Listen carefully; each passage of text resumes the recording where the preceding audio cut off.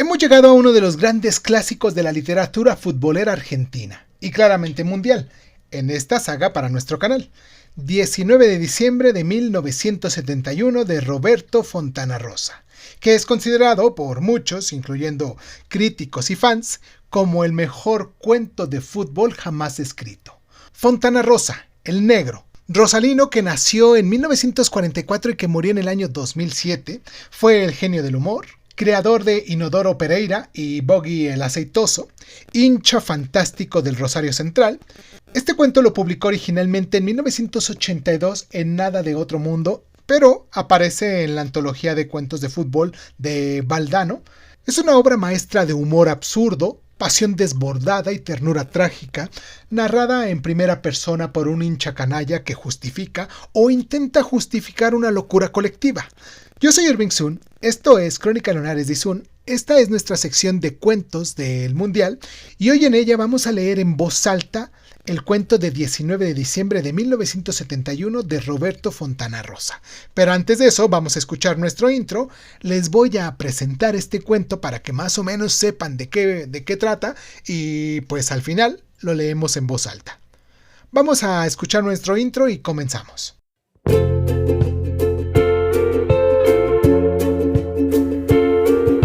Hola, bienvenidos a Crónica Lunares de Sun. Yo soy Irving Sun. Escúchanos en tu plataforma favorita. Y si quieres tener acceso preferente, dale al botón de membresías en YouTube y ahí encontrarás audios exclusivos para miembros de este canal. Y sin más ni más, ¿qué tal si comenzamos?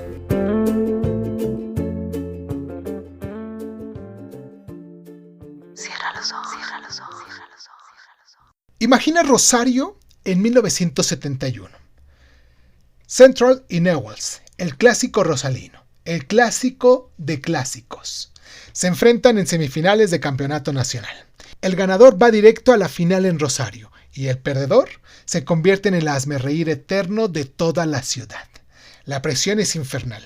Si Central pierde, los canallas no podrán caminar por la calle sin ser los leprosos. Hinchas del Newell's les rompen la cara a carcajadas. El narrador, un hincha típico de barrio, con amigos igual de locos.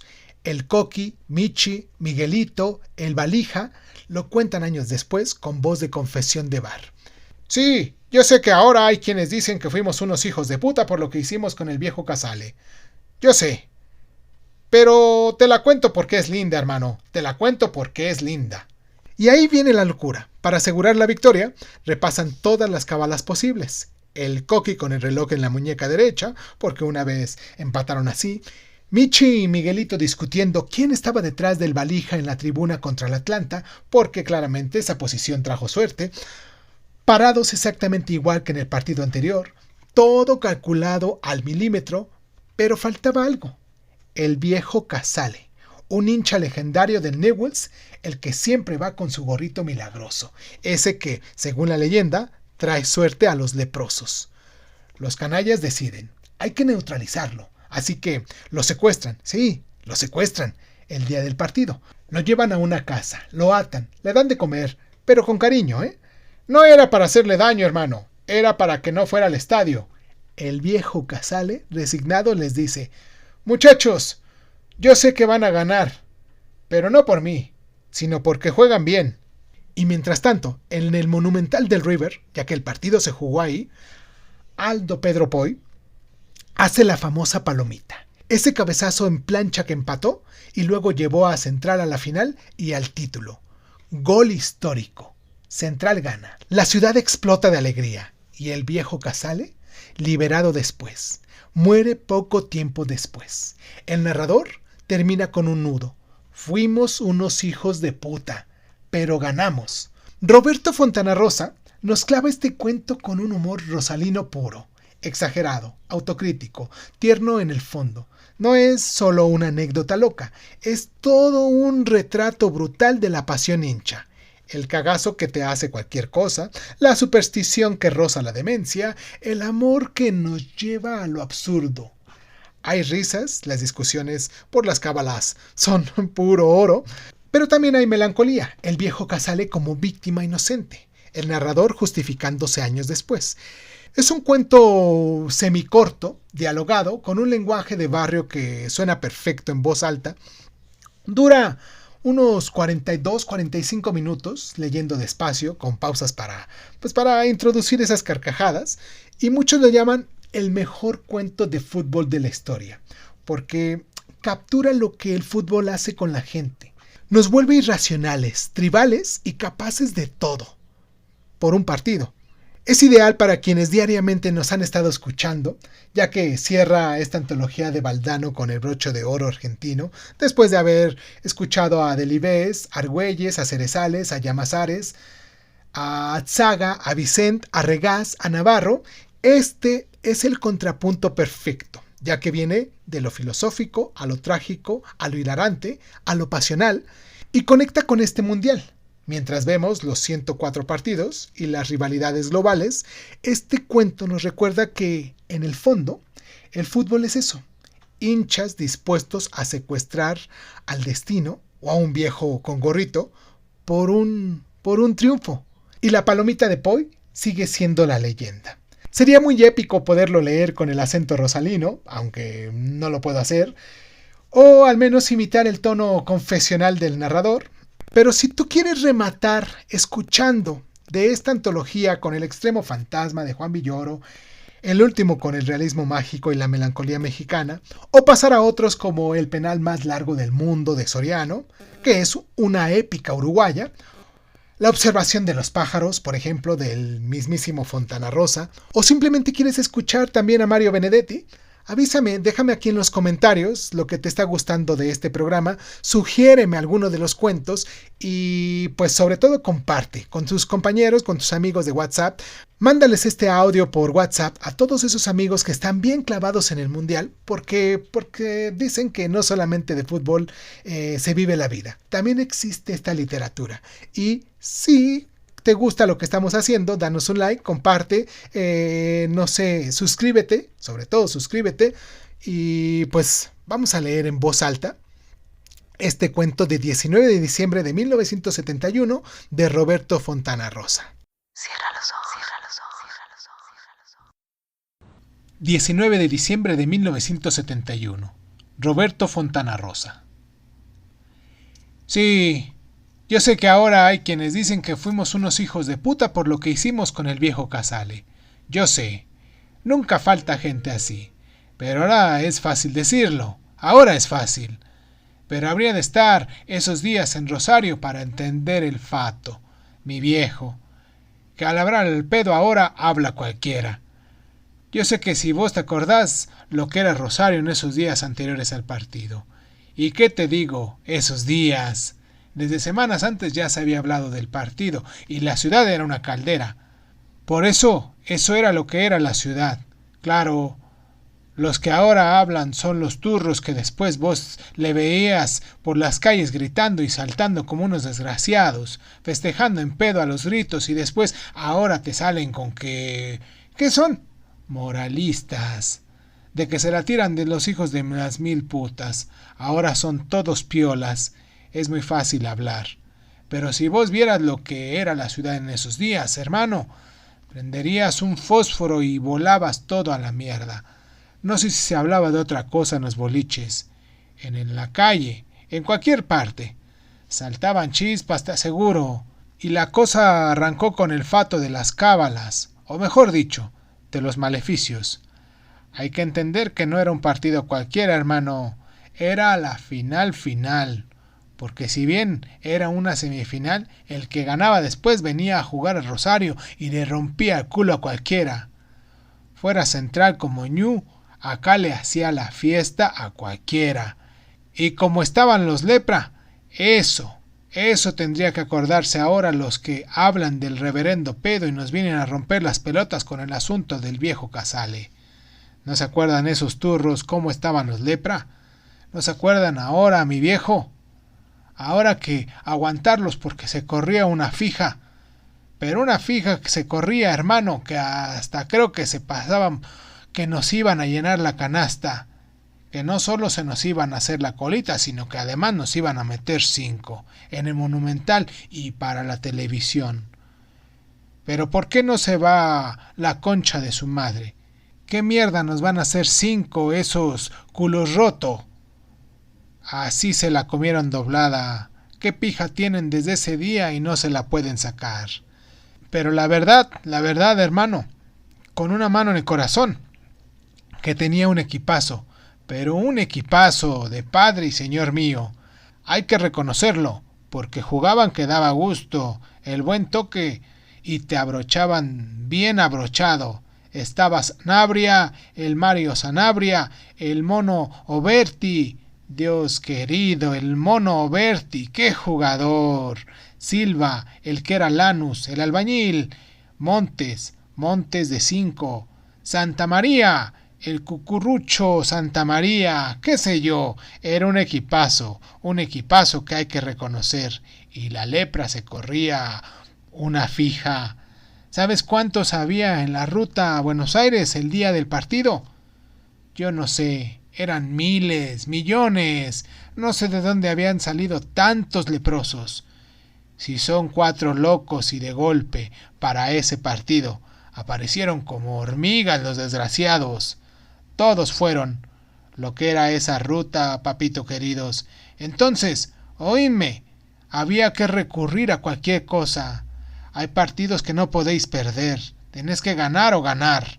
No hay tu tía. Entonces, si a mí me decían que tenía que matar a mi vieja, que había que hacer cagar al presidente Kennedy, me daba lo mismo, hermano. Hay partidos que no se pueden perder. ¿Y qué? ¿Te vas a dejar basurear por esos soretes para que te refrieguen después de la bandera por la jeta toda la vida? No, mi viejo. Entonces, ahí hay que recurrir a cualquier cosa.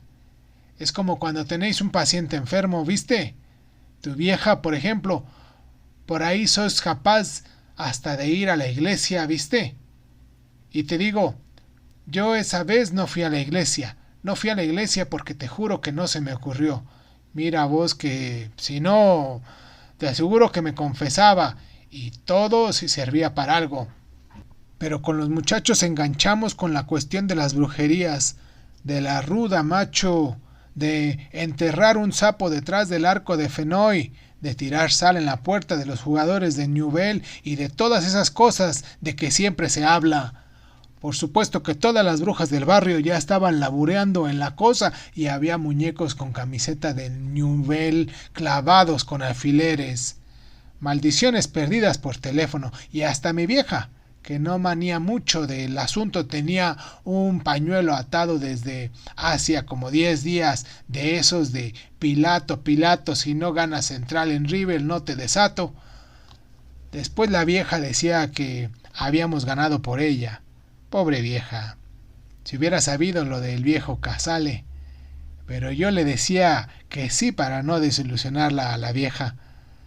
Pero todo el fato de la ruda macho y el sapo de atrás del arco eran, qué sé yo, cosas muy generales. Ya había tipos de los que estaban haciendo y además el partido era en el Monumental y no te la vas a meter en la pista olímpica a enterrar un sapo porque vas en cana con 30 cadenas y no te saca ni Dios después, hermano.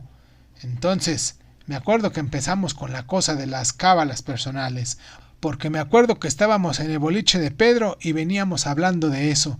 Entonces, por ejemplo, resolvimos que a Buenos Aires íbamos a ir en el auto del Dani porque era el auto con el que habíamos ido una vez a La Plata en el partido contra Estudiantes y habíamos ganado 2-0. Yo iba a llevar, por supuesto, el gorrito que venía llevando a la cancha todos los últimos partidos y no me había fallado nunca el gorrito. A ese lo iba a llevar. Era un gorrito milagroso ese. El Coqui iba a ir por el reloj cambiado de lugar, o sea, en la muñeca derecha y no en la izquierda, porque en un partido contra no sé quién se lo había cambiado en el medio tiempo porque íbamos perdiendo y con eso empatamos. O sea, todo el mundo repasó todas las cábalas posibles como para ir bien de bien y no dejar ningún detalle suelto. Te digo más. Estuvimos como media hora discutiendo cómo mierda estábamos parados en la tribuna del partido contra Atlanta para pararnos en la misma manera en el partido contra la lepra. El boludo de Michi decía que él había estado detrás de la valija y el Miguelito porfiaba en el que él había estado detrás de la valija para él. Mira vos, hasta eso estudiamos antes del partido, para que veas cómo venía la mano de esos días. ¿Y sabes qué te lleva a eso, hermano? ¿Sabes qué te lleva a eso? El cagazo, hermano, el cagazo. El cagazo te lleva a hacer cualquier cosa, como lo hicimos con el viejo Casale. Porque si llegábamos a perder, mamita querida, no teníamos que ir de la ciudad, mi viejo. Nos teníamos que refugiar en el extranjero, te lo juro. No podíamos volver nunca más acá. Íbamos a parecer esos refugiados camboyanos que se tomaron el piro en una balsa. Te juro que si perdíamos nosotros, agarrábamos la ciudad de Rosario y por acá, por el Paraná, nos teníamos que ir todos, millones de canallas, no sé, a Diamante, a Perú, a Cusco, a la concha de su madre, pero acá no se iba a poder vivir nunca más con la cagada de los leprosos putos, mi viejo. Ya el Miguelito había dicho bien claro que él se la daba, que si perdíamos agarraba el bufo y se la volaba la sabionda, y te digo que el Miguelito es capaz de eso, y mucho más porque es loco el Miguelito, así que había que creerle, o hacerse puto. No sé quién había comentado la posibilidad de hacerse trolo o a otra cosa mariposa. Darle a las plumas y salir vestido de loca por Peregrini y no volver nunca más a la casa. Pero si te gusta lo que estamos haciendo, regálanos un like, comparte sentir hablar de esa posibilidad en tus redes sociales y sobre no todo se nombraba la palabra derrota. Con tus inquietudes, ¿vale? Era como cuando se habla de cáncer, hermano. Crónica Lunares y Sur. Vos ves por ahí, de divulgación te dicen la papá o tiene otra cosa y en muchas ocasiones algo malo, invitados especiales. el cangrejo, si quieres viejo, participar no te nombra nadie en voz alta, recuerda, y ahí fue cuando sale a relucir lo del viejo Casale. El viejo Casale era el viejo del cabezón Casale, agradezco el pibe infinitamente que siempre a todos venía al los boliche y con que sus durante donaciones años hacen vino que a la este cancha canal con crezca nosotros y me sienta motivado a hacer lo ese que me gusta entonces hacer ya se y había ido a vivir mostrárselo al en norte, estas plataformas. a Salta creo. Gracias. Lo vi hace poco acá, estaba de Yo paso soy Irving Sun. y ahí Esto fue que nos Crónica acordamos Lunares. ¿Y qué tal de si- un día qué tal en si la nos casa del escuchamos cabezón. después? El viejo había dicho que él nunca, pero nunca había visto perder a Central contra Ñu. Me acuerdo que nos había impresionado porque ese tipo era un privilegiado del destino. Aunque al principio vos te preguntas, ¿cómo hizo ese tipo para no verlo perder nunca a Central contra el Ñu? ¿Qué mierda hizo? Ese coso no va nunca a la cancha. Porque oídme, ¿alguna vez lo viste perder? A menos que no vayas a los clásicos, y ojo que yo conozco muchos así, que se borran bien borrados de los clásicos, o que van al arroyito, pero que a la cancha del parque no van en una puta vida. Y me acuerdo de que le preguntamos eso al viejo y el viejo nos dijo que no, y nos explicó. Él iba siempre, un fana del Central que ni te cuento, pero se había dado que, qué sé yo, una serie de casualidades que hicieron que en un montón de partidos con el Ñu, él no pudiera ir por un montón de causas que ni me acuerdo. Que estaba de viaje por misiones, el viejo era comisionista, que ese día se había torcido un tobillo y no podía caminar, que estaba engripado, que le dolía el huevo, qué sé yo. En fin, la verdad, hermano, que el viejo de posta a posta era que nunca le había tocado ver un partido en el Lepra que nos hubiera roto el orto. Era un privilegiado el viejo, y además un talismán, querido, porque así como hay tipos mufa que te hacen perder partidos a donde vayan, hay otros que si vos los llevas es número puesto que tu equipo gana. No es joda, y el viejo Casale era uno de esos, de los ojetudos. Entonces ahí nos dijimos, ese viejo tiene que estar en la Monumental contra el Newell. No puede ser de otra forma. Tiene que estar. Claro, dijimos, seguro que va a estar. Si es fana de Central, canalla a muerte. Pero nos agarró como la duda, ¿viste? Porque nosotros no era que lo viéramos todos los días al viejo. Te digo más, Desde que el cabezón se había ido al norte a laborar, al viejo de él no lo habíamos vuelto a ver ni con la cancha, ni en la calle, ni en ninguna parte. Además, el viejo ya estaba bastante veterano porque debía tener como 80 pirulos para ese entonces. Va, en realidad 80 no, pero 60, 75 los tenía por debajo de las patas. Entonces, con la valija, el Colorado y el Miguelito decimos, vamos a casa del viejo a asegurarnos que va. Y si no va, lo llevamos atado. Porque también podía ser que el viejo no fuera porque no tuviera agüita. ¿Qué sé yo? Nosotros ya habíamos pensado en hacer una rifa a beneficio, una kermés, cualquier cosa. El viejo tenía que ir. Era una bandera, un cheque al portador. La cuestión es que vamos a la casa y a que vos no sabés con lo que sale el viejo, que andaba mal del bobo y que el médico le había prohibido terminantemente ir a la cancha. Mira vos, no sale con eso, que no, que había tenido un infarto en no sé qué partido, en un partido de mierda después de que una pelota pegó en un palo, que había estado muerto como media hora y lo habían salvado entre los indios con respiración artificial y masajes en el cuore, que no había clavado la guampa de puro pedo y que le había quedado tal cagazo que no había vuelto a ir a la cancha desde hacia allá, mira lo que te digo, 2 años. Hacía 2 años que no iba a la cancha el viejo ese. Y no era solo porque él no quería ir, sino porque el médico y por supuesto su familia le tenían terminantemente prohibido ir. Lógicamente. No sé si se lo prohibía incluso escuchar los partidos por radio. No sé si se lo prohibían para que no pateara al bobo, porque parece que el viejo escuchaba un pedo demasiado fuerte y se moría. Tan jodido andaba. Vos le hacías en la cara y el viejo partía. ¿Para qué? ¿Te imaginas nosotros? La desesperación. Por eso era como un presagio, un anuncio del infierno, hermano. Era un preanuncio que nos iban a hacer cagar en Buenos Aires, mi viejo.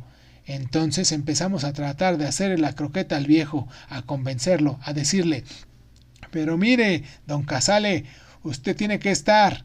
Es una cita de honor. ¿Qué va a estar mal usted del cuore si se lo ve a 0 kilómetros? Vamos, don Casare. Me acuerdo que lo jodía Miguelito. ¿Cuántos polvos echa por día? Usted está hecho un toro. Pero el viejo mierda en la suya. Que no y que no. Le decíamos que el partido iba a ser una joda. Que Ñube tenía un equipo de mierda y que ya a los 15 minutos íbamos a estar 3-0 arriba. Y que el partido era una mera formalidad. Que el gobierno ya había decidido que tenía que ganar Central para hacer feliz a la mayor cantidad de gente. No sé la cantidad de boludeces que le dijimos al viejo para convencerlo, pero el viejo nada, una piedra el hijo de puta. Para colmo ya había empezado a rondar la mujer del viejo, madre del cabezón, y una hermana del cabezón que querían saber qué carajos queríamos decir nosotros al viejo en esa reunión. Porque medio que ya se sospechaba que nosotros no íbamos para nada bueno.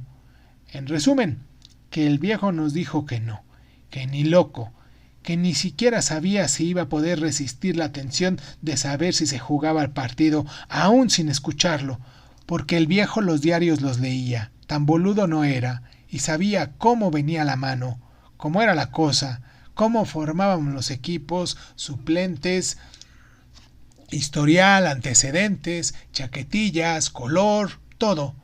No dijo más. Ese día nos dijo, bien temprano, antes de que empiecen a pasar los camiones y los omnibuses por la gente yendo para Buenos Aires, yo me voy a la esquina de un hermano mío que vive en Villa Diego. No quería escuchar ni los bocinazos el viejo. Me voy tempranito a lo de mi hermano, que a mi hermano le importa un sorete el fútbol, y me la paso el día ahí sin escuchar radio ni nada. Porque el viejo decía, y tenía razón, que si se quedaba en casa, por más que se encerrara en el ropero, Algo iba a oír, algún grito, algún gol, alguna cosa iba a oír, pobre desgraciado, y se iba a quedar ahí mismo seco en el lugar. Así que se iba a radicar en la quinta de ese hermano que tenía para borrarse del asunto. Muy bien, muy bien.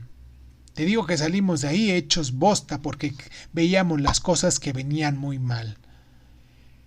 Casi era ya un dato seguro como para decir que éramos boleta. Para colmo, al vajilla, al día anterior le había caído una tía del campo y él se acordaba que en un partido que perdimos con San Lorenzo, esa misma tía le había venido un día antes. Era un presagio funesto el de la tía. Fue cuando decidimos lo del secuestro. Nos fuimos al boliche y esa noche lo charlamos muy seriamente. El Dani decía que no, que era una barbaridad, que el viejo se nos iba a morir en el viaje o en la cancha y que después se iba a armar un quilombo que íbamos a terminar todos en cana y que además eso sería casi un asesinato. Pero al Dani mucha bola no le dimos porque siempre ha sido un exagerado y más que un exagerado, medio cagón el Dani. Pero nosotros estábamos bien decididos y más que nada por una cosa que dijo el valija. El viejo estaba 10 puntos. Había tenido un infarto, es cierto, pero había miles de tipos que habían tenido un infarto y vos los ves caminando tranquilamente por la yesca y sin hacer tanto quilombo como ese viejo pelotudo. Con eso de meterse adentro de un ropero o no ir a la cancha o dejar que te rigotee la familia como la esposa y la otra, la hermana del cabezón. Por otra parte, si vos lo sabés, los médicos son unos turros, pero unos turros que se ven que lo querían hacer durar al viejo 1000 años para sacarle la guita, hacerle experimentos y chuparle la sangre. Y además, como decía Miguelito, y eso era cierto, vos lo veías al viejo y estaba fenómeno. Con casi 60 años, no te lo digo, que parecía un pendejo pero andaba de lo más bien. Caminaba, hablaba, se sentaba, qué sé yo, se movía, chupaba, porque a nosotros nos convidó un cinzano y el viejo se mandó su medidita. No te digo un vasazo, pero su medidita se mandó. La cosa es que el Miguelito elaboró una teoría que te digo, aún hoy no me parece descabellada. El viejo era un turro, hermano, un turrazo que espectaculaba con el fato de bobo para pasarla bien y no laburaba nunca más en la vida de Dios. Con el sorber del bobo no ponía el lomo, lo atendía al cuerpo del rey y la tenía a la vieja y a la hermana del cabezón pendientes de él viviendo como un bacán, el viejo, y ¿de qué se privaba? ¿De algún faso? No sé si no fantaseaba escondido de no ir a la cancha. Fíjate vos, eso era todo. Y vivía como Carolina de Mónaco en Ontario. Bueno, con ese argumento y lo que dijo el Colorado, se resolvió todo. El Colorado nos habló de los grandes ideales, de nuestra misión frente a la sociedad, de nuestro deber frente a las generaciones posteriores, los pendejos.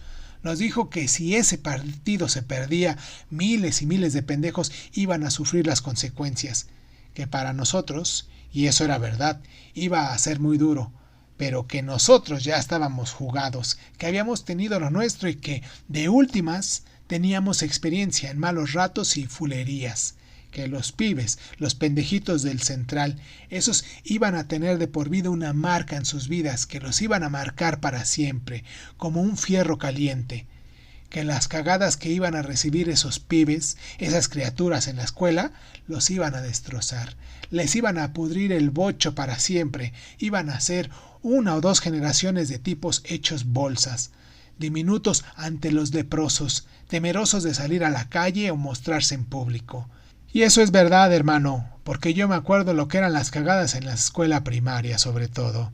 Yo me acuerdo cuando perdimos 5-3 con la lepra en el parque después de ir ganando 2-0, cuando se vendió el Colorado Verdotti, que todavía se estará gastando la guita, y te juro que yo por una sentada no me pude levantar de la cama porque no me atreví a ir a la escuela para no bancarme la cagada de los lepra.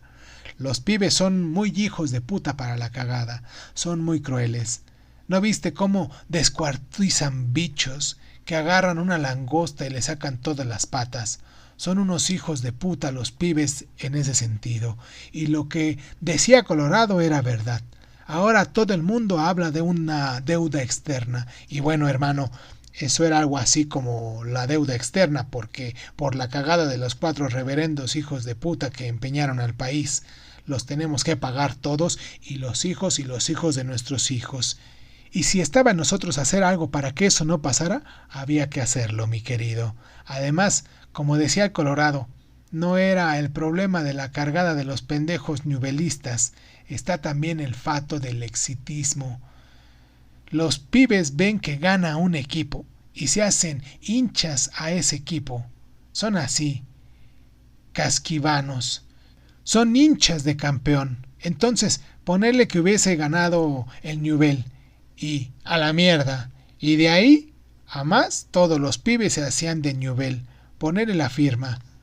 Y no te vale de nada llevarlos a la cancha, conversarlos, hablarles de Gitano Juárez o del Flaco Menotti, ni comprarles la camiseta de Central apenas nacen. No te vale de nada. Los pendejos ven que sale River campeón y son del River. Así son. Y en ese momento no era como ahora, que mal, vos los llevas al gigante y los pibes se caen de culo. Entonces, cuando van al chiquero del parque, por medio equipo que pueden tener Newell, los pibes piensan: yo no puedo ser hincha de esta villa miseria, y se hacen de Central. Porque todo entra por los ojos y vos ves que ahora los pibes por ahí ni siquiera han visto jugar a Central o al New y se hacen hinchas del Central por el estadio. Es otra época. Los pendejos son más materialistas. Y yo no sé si es la televisión o qué, pero la cosa es que se van de boca con los edificios. Entonces, la cosa estaba clara. Había que secuestrar al viejo Casale. Y si no lo aguantase que 15, 20 minutos después, hoy por ejemplo, la ciudad estuviese llena de leprosos nacidos después de ese partido. Y eso hoy, ¿sabes lo que sería? Beirut sería un potoro al lado de esto, hermano. Te juro. El que organizó la operación Eichmann, como la llamamos, fue el Colorado. Lo llamamos así porque ese general alemán, el torturador, que se chorrearon de acá una vez los judíos, ¿viste? Y lo nuestro eran más o menos lo mismo. El Colorado era un tipo muy cerebral, que le carbura muy bien al bocho, y él organizó todo. El Colorado ya no estaba para ese entonces en la OCAL. La OCAL, si no lo sabes, es una organización de acá, de Rosario, que se llama así porque son iniciales: OCAL, Organización Canalla Antilepra. Son un grupo de ñaños como el Ku Klux Klan, más o menos, que se reúnen en reuniones secretas y no sé si van con capucha y todo a las reuniones, o si queman algún leproso vivo en cada reunión. Mira, yo no sé si es requisito indispensable ser hincha del Central, pero seguro, lo que tenés que hacer es odiar a los lepras. Tenés que odiar más a los lepras de lo que querés a la Central. Hacen reuniones, escriben el libro de actas, piensan maldades contra los lepras, festejan fechas patrias de partidos que les hemos ganado, tienen himnos. Como son esos tipos, los masones esos que nadie sabe quiénes son, andan con antorchas. Bueno, los de la OCLA al Colorado lo echaron por fanático. Con eso te digo todo. Pero es un bocho el Colorado, y él fue el que organizó todo el operativo. Y te la cuento porque es linda. No sé si un día de estos no aparece en el Selecciones y todo. Averiguamos qué ómnibus iba para Villa Diego, a donde tenía la quinta del hermano del viejo Casale. Desde entonces vivía el viejo por ahí, por San Juan, al 1400. Lo único que dejaba en ese entonces, si no mal recuerdo, era el 305 que pasaba por la calle de San Luis. O sea que el viejo tenía que tomarlo en San Luis, Paraguay, o San Luis Corrientes, No más allá de eso, a menos que fuera un pelotudo y lo fuera a tomar a Boulevard Oroño, que no sé para qué mierda iba a hacer eso. Y ahora, la duda era si el viejo se iba a ir en ómnibus o en auto, porque si se iba en auto, nos recagaba. Pero nos jugábamos a que se iba a ir en ómnibus porque auto no tenía y seguro que el hermano tampoco tenía porque debía de ser un muerto de hambre como él seguramente. Y te digo que la cosa iba perfecta porque el viejo nos había dicho que iba a salir bien temprano para no infartarse con las bocinas, o sea que nosotros podíamos combinarlo con el horario de nuestra salida para el partido. Porque también nos cagaba si salía a la 1 de la tarde para Villa Diego, porque después, ¿cómo íbamos nosotros a llegar a Buenos Aires para la hora del partido con el quilombo que era la ruta y el ómnibus de la línea? Lo más probable es que nos hiciéramos pelota por el camino por ir a los pedos. Y por otra parte, hermano, Villadiego queda saliendo para Buenos Aires, o sea que la cosa estaba clavada. Era posta a posta. Después hubo que hablar con otros muchachos, porque convencer al Rulo no nos costó nada, a él le daba lo mismo, y además le contamos los entretelones del asunto. Te digo que el Colora manejó la cosa como un capo, un maestro. El asunto era así. El Rulo era un fana amigo del Central que tiene un par de ómnibus. Está muy bien el Rulo, y en esa época tenía un par de coches en la línea 305. Fue un ojete, así de grande, porque no teníamos que conseguir otro coche, cambiarle el color, pintarlo, qué sé yo, ponerle el número, un laburo bárbaro. Pero el Rulo tenía 2 305 y con uno de esos ya tenía pensado pirarse para la Monumental el día del partido y más bien que se llevaba como otros 1000 monos que también iban para allá. Los sacaba de servicio y se fueran todos a la reputísima madre que los parió, que no iban a perderse ese partido. Entonces, el Rulo con los monos arriba y nosotros teníamos que estar en el ómnibus preparado, el motor en marcha, por España, estacionado, y el Miguelito se ponía de guardia, tomando un café justo en un boliche de aquí cerca, desde donde venía a la puerta de la casa del viejo Casale. Creo que de las 5 nomás de la matina, ya estaba el Miguelito apostando el boliche haciéndose el boludo y junando para la casa del viejo. Te juro que ni los tuparrambos hubieran hecho un operativo como ese, hermano. Fue una maravilla. Apenas vio que salía el viejo con una canastita, seguro que llevaba algún matambre casero, algo de eso, el pobre viejo, el Miguelito cazó una Vespa que tenía en ese entonces, dio vuelta a la manzana y nos avisó. Cargó la moto con el ómnibus en la parte de atrás, detrás de los últimos asientos, y nos pusimos en marcha. Ya le habíamos dicho a 3 o 4 pendejos de esos quilomberos de la barra, que se hicieron bien sotas, que nos dijeran, que no dijeran ni media palabra y que se hicieran los que apolillaban.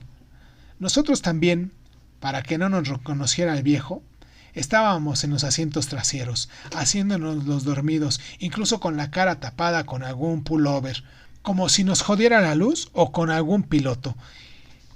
Te digo que el día había amanecido frío y lluvioso, como otra fecha patria, el 25 de mayo. Además, el quilombo había sido guardar y esconder todas las banderas, las cornetas, las bolsas con papelitos, los termos, todo eso. Uno de los muchachos llevaba una bandera de la gran puta que medía 52 metros. 52 metros, loco. Media cuadra de bandera que decía Empalme Graneros presente. Y tuvimos que meterla debajo de un asiento para que el viejardo no la bichara. La cosa es que el viejo subió medio dormido y se sentó en uno de los asientos de delante que ya habíamos dejado libre a propósito para que no viera mucho del ómnibus. Rulo le cobró el boleto y todo, y nadie se hablaba como si no nos conociéramos, y con el ómnibus iban haciendo el recorrido normal. El viejo iba a más piola mirando por la ventanilla.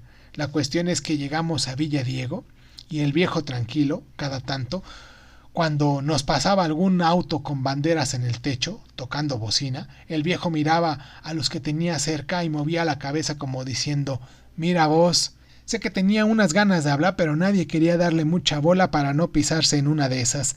Así que nos hacíamos todos los dormidos. Parecía que habían tirado un gas dentro del ómnibus, hermano. Como cuando se muere algún ñato, ¿viste? Que se queda a apolillar en el auto con el motor prendido y lo hace cagar el monóxido de carbono. Creo. Bueno, así parecía que a nosotros nos había agarrado el monóxido de carbono, pero cuando llegamos a Villadiego, por ahí el viejo que se levantó y le dice al Rulo, en la esquina, jefe.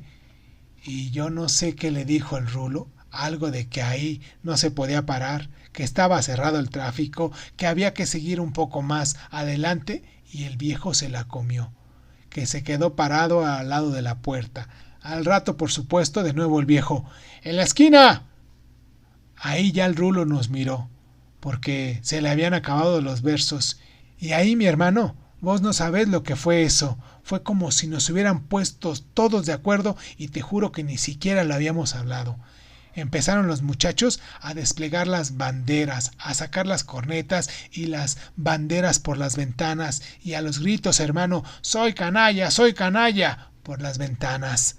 Pero no para el lado del viejo, el pobre viejo, que la cara que puso no te la puedo describir con palabras, sino para afuera, porque los goznes, con los quilomberos que son, se habían ido aguantando hasta ahí sin gritar ni armar quilombo para no deschavarse con el viejo. Pero cuando llegó el momento agarraron las banderas, empezaron a sacar los brazos y a golpear las chapas del costado del ómnibus, y también el Rulo empezó a seguir el ritmo con la bocina. ¿Viste las películas de cowboys cuando los chorros van a asaltar una carreta donde parece que no hay nadie? O que manejada nada más para un viejo de novatos y de golpe se abren los costados y aparecen 17,000 soldados que los cargan a tiros, que levantan la lona y están todos adentro haciéndose los otas. Bueno, ese ómnibus debió haber sido algo así. De golpe se transformó en un quilombo, un escándalo, una de gritos, de bocinazos, cornetas, una joda, y la gente al lado de la ruta, porque desde la madrugada ya había gente a los costados de la ruta esperando que pasaran las caravanas hinchas. Era para llorar, eso conmovedor, te saludaban, gritaban, levantaban los puños, por ahí algún lepra a las perdidas te tiraban un cascotazo. Pero vuelvo al viejo, el viejo, no sabes la caripela que puso, porque nosotros lo estábamos mirando como decíamos, ese es el momento crucial. Ahí el viejo o cagaba la fruta o el corazón se le hacía bosta, o salía adelante. El viejo miraba para atrás, a todos los monos que saltaban y cantaban y no lo podía creer. Se volvió a sentar y no creo que hasta San Nicolás nos volvió a articular palabra.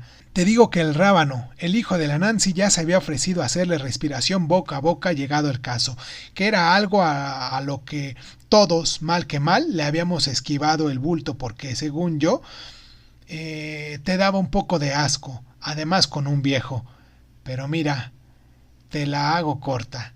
Mira, cuando el viejo ya vio que no había arreglo, que no había posibilidad de que lo dejáramos bajar del ómnibus, se entregó. Pero se entregó, porque al principio nosotros nos acercamos y nos reputió, nos dijo que éramos unos irresponsables, unos asesinos, que no teníamos conciencia, que era una vergüenza, qué sé yo de todo lo que nos dijo. Pero después, cuando nosotros le dijimos que él estaba perfecto, que estaba hecho un toro, que si se había bancado la sorpresa del ómnibus, quería decir que ese cuore se podía bancar cualquier cosa, empezó a tranquilizarse. El Colorado llegó a decirle que todo era una maniobra nuestra para demostrarle que él estaba perfectamente sano y que incluso el médico estaba implicado en la cosa. Mira, hermano, y créeme que es la pura verdad, ¿qué intención puede tener el mentirte hoy por hoy? Mucho antes ya de entrar en Buenos Aires, ese viejo era el más feliz de todos los mortales. Te lo digo yo y te lo juro por la salud de mis hijos. El viejo cantaba, poteaba, chupaba mate, comía fracturas, gritaba por la ventana y a la cancha se bajó envuelto en una bandera. No había en la hinchada un tipo más feliz que él. Vino con nosotros a la Popu y se bancó toda la espera del partido, que fue más larga que la puta que lo parió, y después se bancó el partido. Estaba verde, eso sí, y había momentos en el que parecía que vos lo pinchabas con un alfiler y reventaba como un sapo, porque yo se lo relojeaba en cada momento, y después del gol de Aldo, yo lo busqué, porque fue tal el quilombo y el desparramó cuando el Aldo la mandó adentro, que yo no sé si porque fuimos a caer dentro de las avalanchas y los abrazos y los desmayos y esas cosas. Pero después miré para un lado del viejo y lo vi abrazando a un grandote en musculosa, casi trepado arriba del grandote, llorando. Y ahí me dije, si este no se murió aquí, no se muere más. Es inmortal. Y después ni me acordé más del viejo, que lo alambramos, que lo cortamos clavos, los fieros que cortamos con el utipe, hermano, ni te la cuento. Eso no se puede relatar, hermano, porque rezábamos, nos dábamos vueltas, había gente que se sentaba entre todo este quilombo porque no quería ni mirar, porque nos cagaron a pelotazos. Ya el segundo tiempo era una cosa que la tenía siempre ellos, y ¿sabes qué era lo fulero, lo terrible? Que si nos empataban, nos ganaban, hermano, porque esa era la justa. Nos ganaban esos hijos de puta, nos empataban, íbamos a un suplementario y ahí nos iban a hacer refulcijar el orto porque estaban más enteros y se veían como un malón los guachos. ¡Qué manera de alambrar! Decí ese día, Dios querido, yo no sé qué tenía el flaco Menotti, que sacó cualquier cosa, sacó todo. Vos no querías creer lo que sacó ese día el flaco Enclenque, que parecía que se rompía a pedazos en cada centro. Le sacó un cabezazo al pique al Suero da Silva, que lo vimos todos adentro, hermano, que era para ir todos en procesión a besarle el culo al flaco ese. ¡Qué pelota le sacó a Silva! Ahí nos infartamos todos, faltaban 5 minutos y así nos empataban. Te repito, éramos boleta en el suplementario. Me acuerdo que miro para atrás y veo al viejo, blanco, pálido, con los ojos desencajados, pobrecito, pero vivo. Y ahora yo te digo que me gustaría que me contestasen todos esos que ahora dicen que fue una hijaputez lo que le hicimos al viejo Casale ese día. Me gustaría que alguno de esos turritos me contestara si alguno de ellos lo vio como lo vi yo al viejo Casale cuando el referee dio por terminado el partido, hermano. Que alguno me diga de pura casualidad si vio al viejo Casale como lo vi yo cuando el referee dio por terminado el partido y la cancha era un infierno que no se puede describir en palabras. Te digo que me gustaría que alguien me diga si alguien lo vio como lo vi yo. La cara de felicidad de ese viejo, hermano, la locura de alegría en la cara de ese viejo. Que alguien me diga si lo vio llorar abrazado a todos como lo vi llorar yo a ese viejo, que te puedo asegurar que ese día fue para ese viejo el día más feliz de su vida. Pero lejos, lejos, el día más feliz de su vida, porque te juro que la alegría que tenía ese viejo era algo impresionante. Y cuando lo vi caerse al suelo como fulminado por un rayo, porque quedó seco el pobre viejo, un poco de todos pensamos, ¿qué importa? ¿Qué más quería que morir así ese hombre? Esa era la manera de morir para un canalla. ¿Que iba a seguir viviendo? ¿Para qué? Para vivir 2 o 3 años rasposos más, así como estaba viviendo adentro de un ropero, basureado por la esposa y toda la familia. Más vale morirse así, hermano. Se murió saltando, feliz, abrazado a los muchachos, al aire, con la alegría de haberse roto el orto a la lepra por el resto de los siglos. Así tenía que morir, que hasta lo envidio, hermano, te juro, lo envidio, porque si uno pudiera elegir la manera de morir, yo elijo esa, hermano, yo elijo esa.